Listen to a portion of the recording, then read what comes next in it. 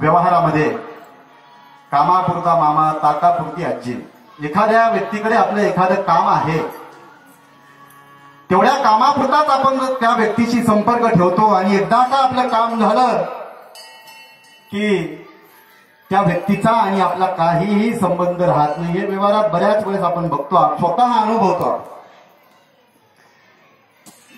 अगदी भगवंताच्या बाबतीत देखील आपण तसाच खेळ खेळण्याचा प्रयत्न करत असतो. आपल्याला भगवंताची, आपल्या सद्गुरूंची, महाराजांची आठवण केव्हा होते? ज्यावेळी आपल्यावर काही संकट असेल त्यावेळी महाराज आठवतात. आणि एकदा का आपण त्या संकटातून आपल्याला महाराजांनी तारलं, ईश्वरांनी तारलं की महाराजांचा आणि माझा काहीही संबंध नाही किंवा भगवंताचा आणि माझा काहीही संबंध नाही, अशी अवस्था आपली होते. याला समर्थांना हे नकोय. समर्थांना जो योग घडवायचा आहे भक्तीचा, भगवंताचा, तो कसा पाहिजे? सदा सर्वदा. आणि आपण काय करत असतो? एखाद्या मागण्यासाठी कुणी नवस करतात, कुणी कुणाच्या एखाद्या मंदिरात जातात. मंदिरात जाऊन जाऊन जाऊन झिजवले आपण उमरे, तरी देखील आपल्या मागण्या कमी झाल्यात का हो? तरी एका जणाने तरी मला सांगावं. मग या अशा मागण्यांच्या मागे कशाला लागायचं? अशी मागणी मागायला पाहिजे की त्या मागणीमध्ये सगळंच भगवंतानी आपल्याला पुरवलं पाहिजे.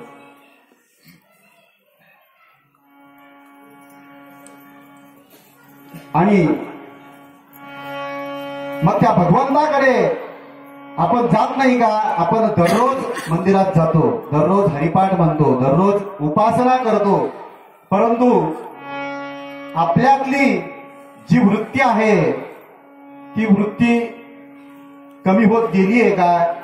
भगवंताचा आणि माझा संबंध यावा किंवा भगवंत मला भेटावा अशी आपली इच्छा जागृत होतीये का? नसेल होत तर कुठंतरी आपल्याच वागण्यात काहीतरी चूक होतीये.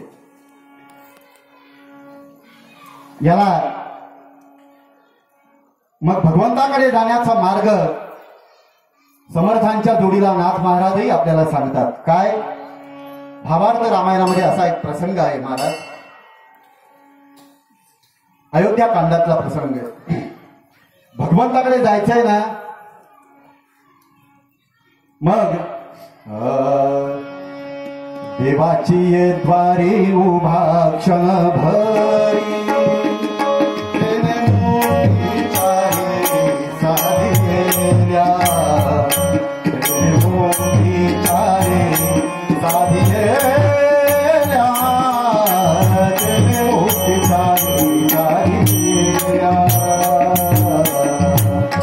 माऊली आपल्याला सांगतात की देवाच्या दारात जाण्यानं चारी मुक्ती आपल्याला लाभतात. मग माऊली खोटे सांगते का? माऊलीच्या सांगण्यातला प्रत्येक शब्दाला शब्द खरा आहे. मग आपण जे जातो ते भगवंताच्या मंदिराच्या दारापर्यंत जातो. त्या भगवंताच्या, ईश्वराच्या रूपाशी एकनिष्ठ होण्याचा आपण प्रयत्न करत नाही. फक्त मंदिरापर्यंतच आपला संबंध असतो. नाना विकार आपल्या मनामध्ये उमटत असतात आणि असा विकारी मनुष्य तो भगवंताला कधीच प्राप्त करू शकत नाही. मग माऊलींच्या याच सूत्राला नाथ महाराज दुजोरा देतात. अध्यात्म रामायणात 4 ओवींमध्ये भगवंताकडे जाण्याचा मार्ग, भगवंताला प्राप्त करण्याचा मार्ग नाथ महाराज सांगतात. प्रसंग असा आहे, सुमंत मंत्री रामरायाकडे, रामरायाच्या महालात जाऊ इच्छितात, परंतु रामरायाकडे जाण्याचा मार्ग 7 दार ओलांडून जायचं आहे. ते 7 दार कोणती आहेत? भावार्थ ते राजभुवन, प्रथम द्वार म्हणता ते श्रवण, दुसरे द्वार ते साधन, नित्यानित्य विवेके तिजे, चौथे द्वार मनन, पाचवा द्वार निधिध्यास जाण, सहावा वैराग्यपूर्ण, सातवा तो आत साक्षात्कार. हे 7 दार ज्यावेळी पार करू त्यावेळी भगवंताची प्राप्ती आपल्याला होणार आहे. आता याच्यातला फक्त एकाच दाराचा जर विचार आपण केला, पहिल्या श्रवण. इतकं सोपं का हो ऐकणं? हे कीर्तन प्रवचन ऐकताना आपली वृत्ती अगदी सद्वृत्ती होऊन जाते, तेवढ्यापुरती ती मर्यादित असते. परंतु एकदा काय याला समर्थही दुजोरा येतात आपल्या करुणाष्टकांमधून. निरूपणी ही सद्वृत्ती होते, स्थळ त्याग होताची सवेची जाते. काय करूगे क्रिया घडेला, तुझवेन रामा मज कंठ वेना. जय जय रघुवीर समर्थ. निरूपणी ही सद्वृत्ती होते. निरूपणापुरती, कीर्तनापुरती, प्रवचनापुरती, भागवतापुरती आपली वृत्ती तेवढ्यापुरती सद्वृत्ती त्या भगवंताच्या रूपाशी एकरूप होण्याचा प्रयत्न आपण करत असतो. परंतु एकदा का हे झालं की आपण काय होतं, आपलं आणि परमार्थाचं तुझा माझा ब्रेकअप होतो का नाही? कारण ताबडतोब वाटोळ प्रत्येक घरात पोहोचलेले आहे. आज ताबडतोब वाटोळ म्हणजे टीव्ही, लॉंग फॉर्म, जे आपण आयुष्यात कधी चिंतलं नाही ते आपण टीव्ही मध्ये बघतो. त्यामुळे या वृत्ती आपल्या भगवंताशी एकरूप होण्यात अडथळा निर्माण होतो. असं हे अपेक्षित नाहीये सर्वच संतांना. समर्थ काय, सर्वच संतांना हे अपेक्षित नाहीये. आणि म्हणून समर्थ म्हणतात, सदा सर्वदा योग तुझा घडावा. सदा सर्वदा एवढी टाईम म्हणजे प्रत्येक क्षणी भगवंता तुझं नाम माझ्या मुखातून येऊ दे. थोडक्यात सांगण्याचा तात्पर्य. आणि हा जो योग आहे हा बाहेरून कुठून आणायचा आहे का आपल्याला? हा योग आपल्यामध्येच आहे. परंतु हा योग जुळून आणण्यासाठीचं अंजन मात्र आहे सद्गुरूंकडे, काजळ. मग सद्गुरूंनी दिलेलं साधन जर केलं तर मनापासून, तर जी अनुभूती समर्थांना आली, जी अनुभूती तुकोबांना आली, जी अनुभूती नामदेवांना आली, ती अनुभूती आपल्याला येणार नाही का? निश्चितच येणार. हा जो योग आहे तो आपल्यातच आहे. हा योग म्हणजे हा जो योगाभ्यास वगैरे तो प्रकार हा नाही. या योगाच्या विरोधार्थी वियोग. वियोग याचा अर्थ भगवंत म्हणजे दूर जाणं, आणि योग याचा अर्थ जवळीक साधन. भगवंताशी जवळीक साधायची आपल्याला, ते सद्गुरूंच्या माध्यमातून आपण करू शकतो. आणि म्हणून सदा सर्वदा योग तुझा घडावा.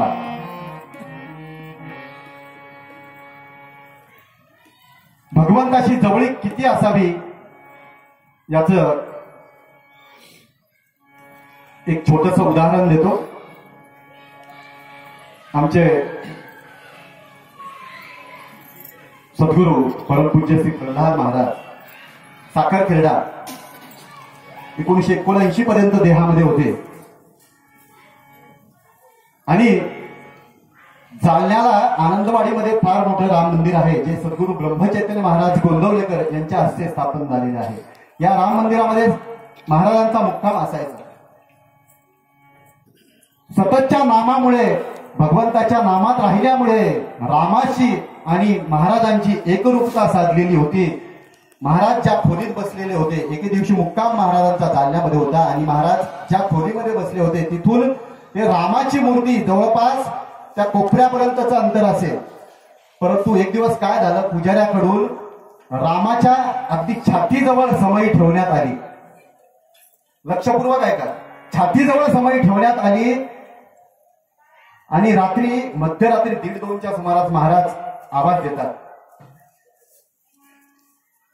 अरे काय झालं, कुणी आहे का तिकडे? मला छातीत पोळल्यासारखं होतंय, छाती माझी भासतीये. याचं काय आहे? कारण तिकडे रामाजवळ जी समई ठेवलेली होती ती छातीला रामाच्या मूर्तीला ती समई पोळत होती त्या छातीला, म्हणून इकडे महाराजांच्या छातीला चटके बसत होते. प्रत्यक्ष घडलेला प्रसंग आहे, अनेक जण साक्षीदार आहेत याचे. ही तन्मयता, ही एकरूपता, ही भक्ती आपल्या अंगीमध्ये भिनावी. ती कशी भिनावी? सदा सर्वदा योग तुझा घडावा, तुझे कारणी देह माझा पडावा. आता भगवंताची कारणं कोणती आहेत? परित्राणाय साधूना, परित्राणाय साधूना,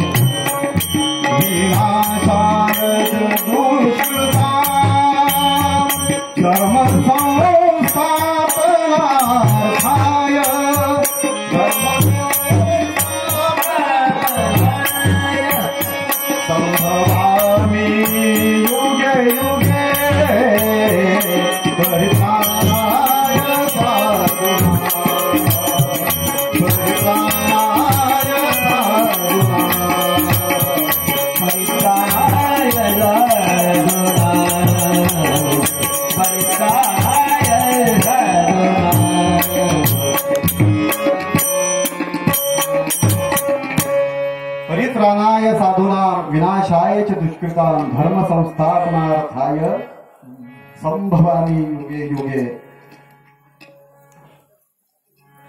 देवाचं कार्य कोणतं? देव देश आणि धर्मापायी प्राण घेतलं हाती.